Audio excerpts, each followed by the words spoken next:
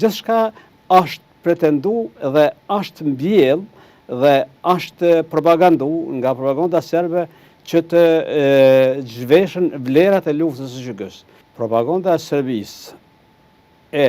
përkrahur dhe mbështetur edhe nga Rusia dhe Kina ka tregu që SBA-ja në kohën e luftës gorile të SHK-s fillimisht ka pas dilema nga ajo që çfarë në vërtet është duke ndodhur në terren në Kosovë. Sepse është propaganduar më të madhe se kjo organizatë është terroriste, se merret me trafikim të qenieve njerëzore fillimisht nga dikmarrët e Qurçek, masnena se merret me droga, ku ta diun, gjithçka tjetër ka mbjellur se është të luftuar, të bën një luftë me qëllime politike, masnena një luftë drejt drejtimit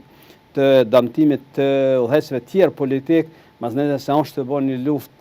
fundamentaliste, se gjithçka është pretendu dhe është mbjell dhe është propagandu nga propaganda serbe që të zhveshën vlerat e luftës së SHK-s. Prandaj, jo rastisht në kohën e luftës në Kosovë, siç e dëshmoi edhe zoti Rubin, ka pas edhe zyrtar të Shtetet e Bashkuara të Amerikës për kaqërtësisë, që cilët kanë vëzhguar dhe kanë vërejtuar si vërtet është të zhvillu lufta në Kosovë. Dhe ata kanë vërejtën shumë mirë se asnjë nga ato propagandat të Serbisë nuk qëndrojnë. Pikërisht kjo sot e tha që këto, domethënë, i kemi hetuar, po kanë dalë të pavërteta. Jo rastisht deri në fillimin e luftës vitit 1998, kur në Junik Holbrooke u takua me luftëtarët e USHK-s, që sot mbaj mend Lum Haxhiun, tani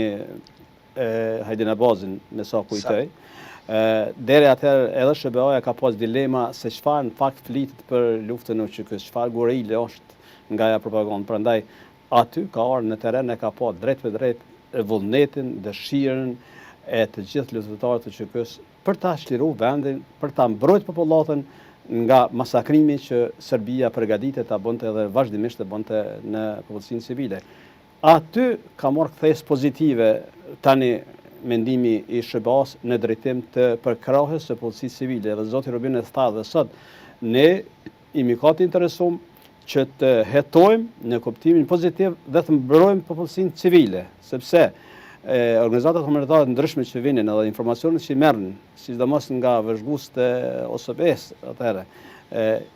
për cilën forcat ushtarake serbe ka pa lëvizin, çka po veprojnë, si po shkon situata në terren, dhe janë bind se lufta që ka qenë një luftë gorile, luftë për ta mbrojtur pragun e shtëpisë.